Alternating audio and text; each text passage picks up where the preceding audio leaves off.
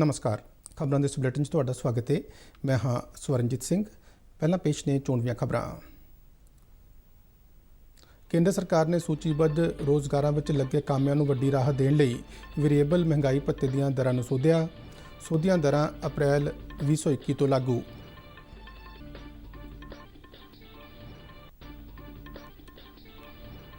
ਰੱਖਿਆ ਖੋਜ ਤੇ ਵਿਕਾਸ ਸੰਸਥਾ ਨੇ ਐਂਟੀਬਾਡੀ ਪਤਾ ਲਗਾਉਣ ਲਈ डिपको वैन किट की विकसित।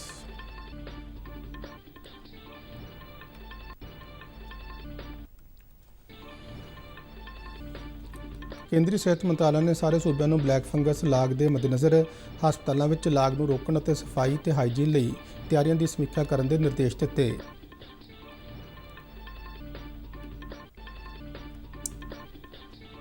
केंद्रीय सेहत मंत्री डॉक्टर हर्षवर्धन ने कहा है कि साल के अंत तक देश की सारी बालग वसों को टीका लगाया जाएगा।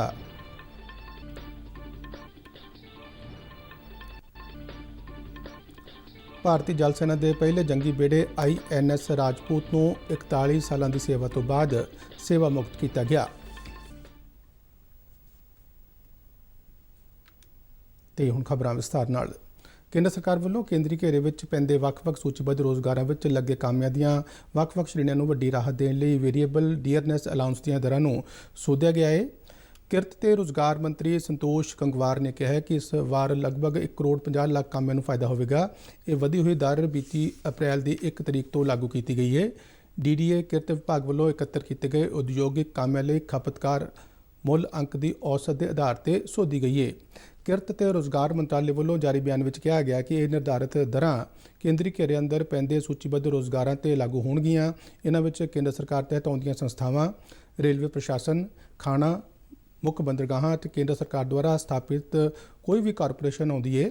ਇਹ ਦਰਾਂ ਕੰਟਰੈਕਟ ਤੇ ਕੈਜੂਅਲ ਮੁਲਾਜ਼ਮਾਂ ਅਤੇ ਕਾਮਿਆਂ ਤੇ ਵੀ ਬਰਾਬਰ ਲਾਗੂ ਹੋਣਗੀਆਂ। ਰੱਖਿਆ ਖੋਜ ਤੇ ਵਿਕਾਸ ਸੰਸਥਾ DRDO ਨੇ ਐਂਟੀਬਾਡੀ ਪਤਾ ਲਗਾਉਣ ਤੇ ਆਧਾਰਿਤ ਕਿਟ DIPCOVAN ਡਿਪਕੋ ਵੈਨ ਵਿਕਸਿਤ ਕੀਤੀ ਹੈ। ਕੋਵਿਡ ਮਹਾਮਾਰੀ ਤੇ ਲੋਕਾਂ ਵਿੱਚ ਕਰੋਨਾ ਲਾਗ ਦਾ ਪਤਾ ਲਗਾਉਣ ਲਈ ਇਹ ਕਿਟ ਬਹੁਤ ਫਾਇਦੇਮੰਦ ਸਾਬਤ ਹੋਵੇਗੀ। ਰੱਖਿਆ ਮੰਤਰਾਲਾ ਨੇ ਕਿਹਾ ਹੈ ਕਿ ਇਹ ਕਿਟ ਅਗਲੇ ਮਹੀਨੇ ਦੇ ਪਹਿਲੇ ਹਫ਼ਤੇ ਬਾਜ਼ਾਰ ਵਿੱਚ ਉਪਲਬਧ ਹੋਵੇਗੀ। ਇਸ ਕਿਟ ਨਾਲ ਕੇਵਲ 75 ਮਿੰਟਾਂ ਵਿੱਚ ਹੀ ਜਾਂਚ ਕੀਤੀ ਜਾ ਸਕਦੀ ਹੈ ਤੇ ਇਸ ਦੀ ਕੀਮਤ ਪ੍ਰਤੀ ਜਾਂਚ 75 ਰੁਪਏ ਹੋਵੇਗੀ। ਡਿਪਕੋ ਵੈਨ ਕਿਟ ਨੂੰ ਭਾਰਤੀ ਮੈਡੀਕਲ ਖੋਜ ਕੌਂਸਲ ਨੇ ਅਪ੍ਰੈਲ ਵਿੱਚ ਪ੍ਰਵਾਨਗੀ ਦਿੱਤੀ ਸੀ। ਰੱਖਿਆ ਮੰਤਰੀ ਰਾਜਨਾਥ ਸਿੰਘ ਨੇ ਕਿਟ ਨੂੰ ਵਿਕਸਿਤ ਕਰਨ ਲਈ ਰੱਖਿਆ ਖੋਜ ਅਤੇ ਵਿਕਾਸ ਸੰਸਥਾ ਦੀ ਸ਼ਲਾਘਾ ਕੀਤੀ ਹੈ। ਹਾਲ ਹੀ ਵਿੱਚ ਕੁਝ ਸੂਬਿਆਂ ਤੇ ਕੇਂਦਰ ਸ਼ਾਸਿਤ ਪ੍ਰਦੇਸ਼ਾਂ ਨੇ ਮਿਊਕਰਮਾਈਕੋਸਿਸ ਜੋ ਬਲੈਕ ਫੰਗਸ ਦੇ ਨਾਲ ਜਾਣਿਆ ਜਾਂਦਾ ਹੈ ਨਾਲ ਪੀੜਤ ਮਰੀਜ਼ਾਂ ਦੀ ਵੱਧ ਰਹੀ ਗਿਣਤੀ ਦਰਜ ਕੀਤੀ ਹੈ। ਸੈਕੰਡਰੀ ਤੇ ਮੌਕਾਪ੍ਰਸਤ ਫੰਗਸ ਲਾਗ COVID-19 ਦੇ ਮੌਜੂਦਾ ਉਛਾਲ ਦੌਰਾਨ ਵਧੇਰੇ ਵਧ ਰਿਹਾ ਤੇ ਚਿੰਤਾ ਦਾ ਵਿਸ਼ਾ ਬਣਿਆ ਹੋਇਆ ਹੈ। ਕੇਂਦਰੀ ਸਿਹਤ ਮੰਤਰਾਲੇ ਨੇ ਸਾਰੇ ਸੂਬਿਆਂ ਤੇ ਕੇਂਦਰ ਸ਼ਾਸਿਤ ਪ੍ਰਦੇਸ਼ਾਂ ਨੂੰ ਹਸਪਤਾਲਾਂ ਵਿੱਚ ਸਫਾਈ ਤੇ ਹਾਈਜੀਨ ਦੇ ਨਾਲ ਲਾਗ ਨੂੰ ਰੋਕਣ ਅਤੇ ਕੰਟਰੋਲ ਕਰਨ ਲਈ ਤਿਆਰੀਆਂ ਦੀ ਸਮੀਖਿਆ ਕਰਨ ਦੀ ਸਲਾਹ ਦਿੱਤੀ ਹੈ। ਕੇਂਦਰੀ ਸਿਹਤ ਸਕੱਤਰ ਨੇ ਸਾਰੇ ਸੂਬਿਆਂ ਤੇ ਕੇਂਦਰ ਸ਼ਾਸਿਤ ਪ੍ਰਦੇਸ਼ਾਂ ਦੇ ਮੁੱਖ ਸਕੱਤਰਾਂ ਤੇ ਪ੍ਰਸ਼ਾਸਕਾਂ ਨੂੰ ਲਿਖੀ ਇੱਕ ਚਿੱਠੀ ਵਿੱਚ ਕੋਵਿਡ ਹਸਪਤਾਲਾਂ ਤੇ ਹੋਰ ਸਿਹਤ ਸੰਭਾਲ ਸਹੂਲਤਾਂ ਵਿੱਚ ਲਾਗ ਰੋਕੂ ਤੇ ਕੰਟਰੋਲ ਕਰਨ ਵਾਲੇ ਅਭਿਆਸ ਲਾਗੂ ਕਰਨ ਲਈ ਕਿਹਾ ਹੈ। ਕੇਂਦਰੀ ਸਿਹਤ ਮੰਤਰਾਲੇ ਨੇ ਹਸਪਤਾਲ ਲਾਗ ਕੰਟਰੋਲ ਕਮੇਟੀ ਸੰਗਠਿਤ ਕਰਨ ਦੇ ਨਾਲ ਇੱਕ ਲਾਗ ਰੋਕੂ ਤੇ ਕੰਟਰੋਲ ਨੋਡਲ ਅਧਿਕਾਰੀ ਨਿਯੁਕਤ ਕਰਨ ਲਈ ਵੀ ਕਿਹਾ ਹੈ। ਮੰਤਰਾਲੇ ਨੇ ਹਸਪਤਾਲ ਅਤੇ ਸਿਹਤ ਸਹੂਲਤਾਂ ਵਿੱਚ ਲਾਗ ਰੋਕੂ ਕੰਟਰੋਲ ਪ੍ਰੋਗਰਾਮ ਤਿਆਰ ਕਰਨ ਅਤੇ ਲਾਗੂ ਕਰਨ ਤੇ ਵੀ ਜ਼ੋਰ ਦਿੱਤਾ ਹੈ। ਮੰਤਰਾਲੇ ਨੇ ਹਸਪਤਾਲਾਂ ਤੇ ਸਿਹਤ ਸਹੂਲਤਾਂ ਵਿੱਚ ਮਾਨਕੀ ਸਾਵਧਾਨੀਆਂ ਅਪਣਾਉਣ ਲਈ ਵੀ ਆਖਿਆ ਹੈ। ਸਿਹਤ ਤੇ ਪਰਿਵਾਰ ਭਲਾਈ ਮੰਤਰਾਲਾ ਨੇ ਸੂਬਿਆਂ ਤੇ ਕੇਂਦਰ ਸ਼ਾਸਿਤ ਪ੍ਰਦੇਸ਼ਾਂ ਨੂੰ ਭਰੋਸਾ ਦਿੱਤਾ ਹੈ ਕਿ ਉਹ ਲਾਗ ਰੋਕਣ ਤੇ ਕੰਟਰੋਲ ਕਰਨ ਲਈ ਕੌਮੀ ਦਿਸ਼ਾ ਨਿਰਦੇਸ਼ ਲਾਗੂ ਕਰਨ ਸੰਬੰਧੀ ਹਰ ਸੰਭਵ ਤੇ ਜ਼ਰੂਰੀ ਸਹਾਇਤਾ ਮੁਹੱਈਆ ਕਰੇਗਾ। ਕੇਂਦਰੀ ਸਿਹਤ ਮੰਤਰੀ ਡਾਕਟਰ ਹਰਸ਼ਵਰਧਨ ਨੇ ਕਿਹਾ ਕਿ ਭਾਰਤ ਇਸ ਸਾਲ ਦੇ ਅੰਤ ਤੱਕ ਦੇਸ਼ ਦੀ ਸਾਰੀ ਬਾਲਗ ਵਸੋਂ ਨੂੰ ਟੀਕਾ ਲਗਾਉਣ ਯੋਗ ਹੋ ਜਾਵੇਗਾ। ਉਹਨਾਂ ਕਿਹਾ ਕਿ ਸਿਹਤ ਸਹੂਲਤਾਂ ਨੂੰ ਇਹ ਧਿਆਨ ਵਿੱਚ ਰੱਖਦਿਆਂ ਅਪਡੇਟ ਕੀਤਾ ਜਾ ਰਿਹਾ ਹੈ ਕਿ ਵਾਇਰਸ ਭਵਿੱਖ ਵਿੱਚ ਮਿਊਟੈਂਟ ਹੋ ਕੇ ਬੱਚਿਆਂ ਲਈ ਖਤਰਾ ਪੈਦਾ ਕਰ ਸਕਦਾ ਹੈ। ਕੋਵਿਡ ਸਮੀਖਿਆ ਮੀਟਿੰਗ ਦੌਰਾਨ ਡਾਕਟਰ ਹਰਸ਼ਵਰਧਨ ਨੇ ਕਿਹਾ ਕਿ ਇਸ ਸਾਲ ਅਗਸਤ ਤੋਂ ਦਸੰਬਰ ਤੱਕ ਭਾਰਤ 216 ਕਰੋੜ ਕੋਵਿਡ ਟੀਕੇ ਦੀਆਂ ਖੁਰਾਕਾਂ ਪ੍ਰਾਪਤ ਕਰ ਲਵੇਗਾ ਜਦਕਿ ਇਸ ਸਾਲ ਜੁਲਾਈ ਵਿੱਚ 51 ਕਰੋੜ ਖੁਰਾਕਾਂ ਪ੍ਰਾਪਤ ਕੀਤੀਆਂ ਜਾਣਗੀਆਂ। ਸਿਹਤ ਮੰਤਰੀ ਨੇ COVID-19 ਦੀ ਦੂਜੀ ਲਹਿਰ ਦੇ ਸੰਦਰਭ ਵਿੱਚ ਟੀਕਾਕਰਨ ਵਿੱਚ ਹੋਈ ਤਰੱਕੀ ਦੇ ਮੱਦੇਨਜ਼ਰ ਛੱਤੀਸਗੜ੍ਹ, ਗੋਆ, ਹਿਮਾਚਲ ਪ੍ਰਦੇਸ਼, ਪੁਡੂਚੇਰੀ, ਅੰਡੇਮਾਨ ਤੇ ਨਿਕੋਬਾਰ ਦੀਪ, ਚੰਡੀਗੜ੍ਹ, ਦਾਦਰਾ ਤੇ ਨਗਰ ਹਵੇਲੀ ਅਤੇ ਦਮਨ ਤੇ ਦਿਊ, ਲੱਦਾਖ ਅਤੇ ਲਕਸ਼ਦ੍ਵੀਪ ਸੂਬਿਆਂ ਤੇ ਕੇਂਦਰ ਸ਼ਾਸਿਤ ਪ੍ਰਦੇਸ਼ਾਂ ਦੀ ਸਮੀਖਿਆ ਕੀਤੀ।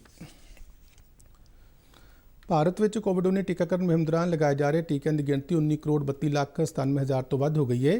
ਬੀਤੇ ਦਿਨ 18 ਤੋਂ 44 ਸਾਲ ਦੀ ਉਮਰ ਵਰਗ ਦੇ 6,63,353 ਲਾਭਪਾਤਰੀਆਂ ਨੂੰ ਟੀਕਾ ਲਗਾਇਆ ਗਿਆ। ਕੁੱਲ ਮਿਲਾ ਕੇ ਟੀਕਾਕਰਨ ਮੁਹਿੰਮ ਦੀ ਤੀਜੇ ਪੜਾਅ ਵਿੱਚ 37 ਸੂਬਿਆਂ ਤੇ ਕੇਂਦਰ ਸ਼ਾਸਤ ਪ੍ਰਦੇਸ਼ਾਂ ਵਿੱਚ 92,73,550 ਟੀਕੇ ਲਗਾਏ ਗਏ ਨੇ। ਹੁਣ ਤੱਕ ਲਗਾਏ ਗਏ ਕੁੱਲ ਟੀਕਿਆਂ ਵਿੱਚੋਂ 97,37,237 ਸਿਹਤ ਸੰਭਾਲ ਕਾਮਿਆਂ ਨੇ ਪਹਿਲੀ ਖੁਰਾਕ ਅਤੇ 66,99,893 ਸਿਹਤ ਸੰਭਾਲ ਕਾਮਿਆਂ ਨੇ ਕੋਵਿਡ-19 ਟੀਕੇ ਦੀ ਦੂਜੀ ਖੁਰਾਕ ਪ੍ਰਾਪਤ ਕੀਤੀ। 1,48,63,770 ਪਹਿਲੀ ਖੁਰਾਕ ਅਤੇ 83,05,152 ਪਹਿਲੀ ਖੁਰਾਕ ਦੇ ਵਰਕਰਾਂ ਨੇ ਦੂਜੀ ਖੁਰਾਕ ਪ੍ਰਾਪਤ ਕੀਤੀ। ਭਾਰਤੀ ਜਲ ਸੈਨਾ ਦੇ ਪਹਿਲੇ ਜੰਗੀ ਬੇੜੇ INS ਰਾਜਪੂਤ ਨੂੰ ਬੀਤੇ ਦਿਨ 41 ਸਾਲਾਂ ਦੀ ਸੇਵਾ ਤੋਂ ਬਾਅਦ ਭਾਰਤੀ ਜਲ ਸੈਨਾ ਤੋਂ ਸੇਵਾ ਮੁਕਤ ਕਰ ਦਿੱਤਾ ਗਿਆ। ਰੱਖਿਆ ਮੰਤਰਾਲਾ ਵੱਲੋਂ ਦਿੱਤੀ ਜਾਣਕਾਰੀ ਅਨੁਸਾਰ INS ਰਾਜਪੂਤ ਨੂੰ ਪਹਿਲੀ ਵਾਰ 1980 ਵਿੱਚ ਜਲ ਸੈਨਾ ਵਿੱਚ ਸ਼ਾਮਲ ਕੀਤਾ ਗਿਆ ਸੀ ਤੇ ਇਸ ਨੇ ਭਾਰਤੀ ਜਲ ਸੈਨਾ ਵਿੱਚ 41 ਸਾਲ ਤੋਂ ਵੱਧ ਸਮਾਂ ਸੇਵਾ ਨਿਭਾਈ। INS ਰਾਜਪੂਤ ਨੂੰ ਜਲ ਸੈਨਾ ਡਾਇਕਯਾਰਡ ਵਿਸ਼ਾਖਾਪਟਨਮ ਵਿੱਚ ਇੱਕ ਸਾਦੇ ਸਮਾਗਮ ਦੌਰਾਨ ਸੇਵਾ ਮੁਕਤ ਕੀਤਾ ਗਿਆ। ਕੋਰੋਨਾ ਦੇ ਚੱਲਦਿਆਂ ਇਸ ਸਮਾਗਮ ਵਿੱਚ ਕੇਵਲ ਸਟੇਸ਼ਨ ਅਧਿਕਾਰੀ ਅਤੇ ਮੱਲਾਹ ਹੀ ਸ਼ਾਮਲ ਹੋਏ। ਸਮਾਗਮ ਦੌਰਾਨ ਕੋਰੋਨਾ ਦੇ ਪ੍ਰੋਟੋਕੋਲ ਦੀ ਪੂਰੀ ਤਰ੍ਹਾਂ ਪਾਲਣਾ ਕੀਤੀ ਗਈ। ਇਸ ਮੌਕੇ ਇਸ ਜੰਗੀ ਬੇੜੇ ਦੀਆਂ ਸੇਵਾਵਾਂ ਨੂੰ ਮਾਨਤਾ ਦਿੰਦਿਆਂ ਹੋਇਆਂ ਇੱਕ ਵਿਸ਼ੇਸ਼ ਡਾਕ ਕਵਰ ਜਾਰੀ ਕੀਤਾ ਗਿਆ। ਭਾਰਤੀ ਰਿਜ਼ਰਵ ਬੈਂਕ ਨੇ ਉਸ ਕੋਲ ਵਾਧੂ ਪਏ 99,122 ਕਰੋੜ ਰੁਪਏ ਕੇਂਦਰ ਸਰਕਾਰ ਨੂੰ ਦੇਣ ਦਾ ਫੈਸਲਾ ਕੀਤਾ ਹੈ। ਇਹ ਰਾਸ਼ੀ ਮਿਲਣ ਨਾਲ ਕੇਂਦਰ ਸਰਕਾਰ ਨੂੰ ਕੋਵਿਡ-19 ਮਹਾਮਾਰੀ ਦੀ ਦੂਜੀ ਲਹਿਰ ਖਿਲਾਫ ਲੜਾਈ ਵਿੱਚ ਸਹਾਇਤਾ ਮਿਲੇਗੀ। ਬੀਤੇ ਦਿਨ ਮੁੰਬਈ ਵਿੱਚ ਹੋਈ central board of director the meeting ਵਿੱਚ ਇਹ ਫੈਸਲਾ ਲਿਆ ਗਿਆ। ਇਸ ਮੀਟਿੰਗ ਦੀ ਪ੍ਰਧਾਨਗੀ ਭਾਰਤੀ ਰਿਜ਼ਰਵ ਬੈਂਕ ਦੇ ਗਵਰਨਰ ਸ਼ਕਤੀਕਾਂਤ ਦਾਸ ਨੇ ਕੀਤੀ। ਬੋਰਡ ਦੀ ਇਹ ਮੀਟਿੰਗ ਮੌਜੂਦਾ ਆਰਥਿਕ ਸਥਿਤੀ, ਵਿਸ਼ਵੀ ਅਤੇ ਸਵਦੇਸ਼ੀ ਚੁਣੌਤੀਆਂ ਤੇ ਰਿਜ਼ਰਵ ਬੈਂਕ ਵੱਲੋਂ ਹਾਲ ਹੀ ਵਿੱਚ ਕੋਵਿਡ-19 ਦੀ ਦੂਜੀ ਲਹਿਰ ਦਾ ਅਰਥਚਾਰੇ ਤੇ ਪੈਣ ਵਾਲੇ ਉਲਟੇ ਅਸਰ ਨੂੰ ਘਟਾਉਣ ਲਈ ਲਏ ਗਏ ਨੀਤੀਗਤ ਫੈਸਲਿਆਂ ਦੀ ਸਮੀਖਿਆ ਕਰਨ ਲਈ ਸੱਦੀ ਗਈ ਸੀ। ਬੋਰਡ ਨੇ ਰਿਜ਼ਰਵ ਬੈਂਕ 'ਚ ਪਈ ਵਾਧੂ ਰਾਸ਼ੀ 99,122 ਕਰੋੜ ਰੁਪਏ ਕੇਂਦਰ ਸਰਕਾਰ ਨੂੰ ਤਬਦੀਲ ਕਰਨ ਨੂੰ ਪ੍ਰਵਾਨਗੀ ਦਿੱਤੀ ਹੈ। ਬੋਰਡ ਨੇ ਭਾਰਤੀ ਰਿਜ਼ਰਵ ਬੈਂਕ ਦੀ ਜੁਲਾਈ 2020 ਤੋਂ ਮਾਰਚ 2021 ਦੌਰਾਨ ਕਾਰਵਾਈ ਬਾਰੇ ਵੀ ਚਰਚਾ ਕੀਤੀ ਅਤੇ ਸਾਲਾਨਾ ਰਿਪੋਰਟ ਨੂੰ ਪ੍ਰਵਾਨਗੀ ਦਿੱਤੀ। ਬੋਰਡ ਦੀ ਮੀਟਿੰਗ ਵਿੱਚ ਹੋਰਨਾਂ ਤੋਂ ਇਲਾਵਾ deputy governor Mahesh Kumar Jain, doctor Michael Debabrata Patra, M Rajeshwar Rao ਅਤੇ ਕੇਂਦਰੀ ਬੋਰਡ ਦੇ ਹੋਰ ਡਾਇਰੈਕਟਰ ਸ਼ਾਮਿਲ ਹੋਏ। ਆਰਥਿਕ ਮਾਮਲਿਆਂ ਬਾਰੇ ਵਿਭਾਗ ਦੇ ਸਕੱਤਰ ਅਜੀਤ ਸੇਠ ਵੀ ਇਸ ਮੀਟਿੰਗ ਵਿੱਚ ਹਾਜ਼ਰ ਸਨ। ਨੀਤੀ ਆਯੋਗ ਦੇ ਉਪ ਚੇਅਰਮੈਨ ਰਾਜੀਵ ਕੁਮਾਰ ਨੇ ਕਿਹਾ ਕਿ ਕੋਰੋਨਾ ਦੀ ਦੂਜੀ ਲਹਿਰ ਦੁਆਰਾ ਦੇਸ਼ ਦੇ ਅਰਥਚਾਰੇ ਤੇ ਮਾੜੇ ਅਸਰ ਦੇ ਬਾਵਜੂਦ ਪਹਿਲੀ ਤਿਮਾਹੀ ਵਿੱਚ ਆਰਥਿਕ ਵਾਧਾ ਦਰ ਸਕਾਰਾਤਮਕ ਰਹਿਣ ਦੀ ਸੰਭਾਵਨਾ ਹੈ। ਉਨ੍ਹਾਂ ਆਸ ਪ੍ਰਗਟ ਕੀਤੀ ਕਿ ਸਾਲ ਦਾ ਅੰਤ ਸਕਾਰਾਤਮਕ ਮੋੜ ਤੇ ਹੋਵੇਗਾ। ਉਨ੍ਹਾਂ ਕਿਹਾ ਕਿ ਖਰੀਫ ਸੀਜ਼ਨ ਦੀਆਂ ਪ੍ਰਾਪਤੀਆਂ ਤੇ ਮਹਾਮਾਰੀ ਦੀ ਦੂਜੀ ਲਹਿਰ ਦਾ ਜ਼ਿਆਦਾ ਅਸਰ ਨਹੀਂ ਪਵੇਗਾ। ਉਨ੍ਹਾਂ ਕਿਹਾ ਕਿ ਲਗਾਤਾਰ ਚੌਥੇ ਸਾਲ ਦੇਸ਼ ਵਿੱਚ ਮੌਨਸੂਨ ਸਧਾਰਨ ਰਹਿਣ ਦੀ ਉਮੀਦ ਹੈ ਅਤੇ ਖੇਤੀ ਵਿੱਚ ਗਰਮੀ ਦੇ ਮੌਸਮ ਦੀ ਰਿਪੋਰਟ ਵੀ ਉਤਸ਼ਾਹਜਨਕ ਹੈ।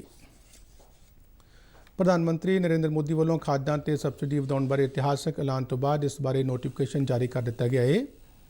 ਕੇਂਦਰ ਸਰਕਾਰ ਖਰੀਫ ਸੀਜ਼ਨ 2021 ਵਿੱਚ ਕੁੱਲ 14,775 ਕਰੋੜ ਰੁਪਏ ਦੀ ਸਬਸਿਡੀ ਮੁਹੱਈਆ ਕਰਵਾਏਗੀ, ਜਿਸ ਵਿੱਚ DAP ਲਈ 9,125 ਕਰੋੜ ਰੁਪਏ ਦੀ ਵਾਧੂ ਸਬਸਿਡੀ ਅਤੇ NPK ਆਧਾਰਿਤ ਕੰਪਲੈਕਸ ਖਾਦ ਵੀ 5,650 ਕਰੋੜ ਰੁਪਏ ਦੀ ਸਬਸਿਡੀ ਲਈ ਖਰਚ ਕੀਤੀ ਜਾਵੇਗੀ।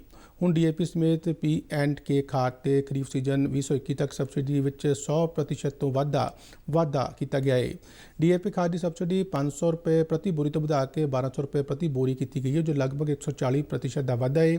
ਇਹ ਜ਼ਿਕਰਯੋਗ ਹੈ ਕਿ DAP ਦੀਆਂ ਅੰਤਰਰਾਸ਼ਟਰੀ ਬਾਜ਼ਾਰ ਵਿੱਚ ਕੀਮਤਾਂ ਵਿੱਚ ਵਾਧੇ ਦੇ ਬਾਵਜੂਦ ਇਸ ਨੂੰ 1,200 ਰੁਪਏ ਪ੍ਰਤੀ ਬੋਰੀ ਪੁਰਾਣੇ ਮੁੱਲ ਤੇ ਵੇਚਣ ਦਾ ਫੈਸਲਾ ਕੀਤਾ ਗਿਆ ਹੈ। ਇਸ ਵਾਧੇ ਦਾ ਸਾਰਾ ਭਾਰ ਕੇਂਦਰ ਸਰਕਾਰ ਨੇ ਸਹਿਣ ਦਾ ਫੈਸਲਾ ਕੀਤਾ ਹੈ। ਕੇਂਦਰੀ ਗ੍ਰਹਿ ਮੰਤਰਾਲਾ ਨੇ ਸੂਬਿਆਂ ਤੇ ਕੇਂਦਰ ਸ਼ਾਸਤ ਪ੍ਰਦੇਸ਼ਾਂ ਦੇ ਆਫਤ ਪ੍ਰਬੰਧਨ ਵਿਭਾਗ ਦੇ ਸਕੱਤਰਾਂ ਤੇ ਰਾਹਤ ਕਮਿਸ਼ਨਰਾਂ ਦਾ ਸਾਲਾਨਾ ਸੰਮੇਲਨ ਆਯੋਜਿਤ ਕੀਤਾ। ਇਸ ਸੰਮੇਲਨ ਦਾ ਮੁੱਖ ਮੁੱਦਾ ਕੁਦਰਤੀ ਆਫਤਾਂ ਜੋ ਦੱਖਣ ਪੱਛਮੀ ਮਾਨਸੂਨ 2021 ਆ ਸਕਦੀਆਂ ਨੇ ਨਾਲ ਨਜਿੱਠਣ ਲਈ ਤਿਆਰੀਆਂ ਦੀ ਸਥਿਤੀ ਦੀ ਸਮੀਖਿਆ ਕਰਨਾ ਸੀ। ਇਹ ਸੰਮੇਲਨ ਵੀਡੀਓ ਕਾਨਫਰੰਸਿੰਗ ਰਾਹੀਂ ਕੀਤਾ ਗਿਆ। ਸੰਮੇਲਨ ਦੀ ਪ੍ਰਧਾਨਗੀ ਕੇਂਦਰੀ ਗ੍ਰਹਿ ਸਕੱਤਰ ਨੇ ਕੀਤੀ। ਉਦਘਾਟਨੀ ਭਾਸ਼ਣ ਵਿੱਚ ਕੇਂਦਰੀ ਗ੍ਰਹਿ ਸਕੱਤਰ ਨੇ ਸੰਭਾਵਿਤ ਆਫਤਾਂ ਨਾਲ ਨਜਿੱਠਣ ਲਈ ਤਿਆਰ ਰਹਿਣ ਅਤੇ ਸਮਰੱਥਾਵਾਂ ਵਧਾਉਣ ਦੀ ਲੋੜ ਤੇ ਜ਼ੋਰ ਦਿੱਤਾ। ਉਹਨਾਂ ਨੇ ਸੰਮੇਲਨ ਵਿੱਚ ਹਿੱਸਾ ਲੈ ਰਹੇ ਸਾਰੇ ਸੂਬਿਆਂ ਤੇ ਕੇਂਦਰ ਸ਼ਾਸਤ ਪ੍ਰਦੇਸ਼ਾਂ ਦੇ ਅਧਿਕਾਰੀਆਂ ਨੂੰ ਦੱਖਣ ਪੱਛਮ ਮੌਨਸੂਨ ਜਾਂ ਕਿਸੇ ਹੋਰ ਵੀ ਸੰਭਾਵੀ ਆਫਤ ਲਈ ਭਾਰੀ ਵਰਖਾ ਤੇ ਹੜ੍ਹਾਂ ਤੋਂ ਆਕਸੀਜਨ ਜਨਰੇਟਿੰਗ ਪਲਾਂਟਸ ਤੇ ਸਿਹਤ ਸਹੂਲਤਾਂ ਦੀ ਸੁਰੱਖਿਆ ਲਈ ਵਿਸ਼ੇਸ਼ ਯਤਨ ਕਰਨ ਦੀ ਸਲਾਹ ਦਿੱਤੀ। ਕੇਂਦਰੀ ਗ੍ਰਹਿ ਸਕੱਤਰ ਨੇ ਅਧਿਕਾਰੀਆਂ ਨੂੰ ਕੋਵਿਡ-19 ਮਹਾਮਾਰੀ ਦੌਰਾਨ ਵਧੇਰੇ ਚੁਕੰਨੇ ਰਹਿਣ ਲਈ ਆਖਿਆ ਤਾਂ ਜੋ ਕੁਦਰਤੀ ਆਫਤਾਂ ਜਿਵੇਂ ਹੜ੍ਹ, ਤੂਫਾਨ, ਭੂਚਾਲ ਆਦਿ ਦੌਰਾਨ ਨੁਕਸਾਨ ਨੂੰ ਘੱਟ ਤੋਂ ਘੱਟ ਕੀਤਾ ਜਾ ਸਕੇ।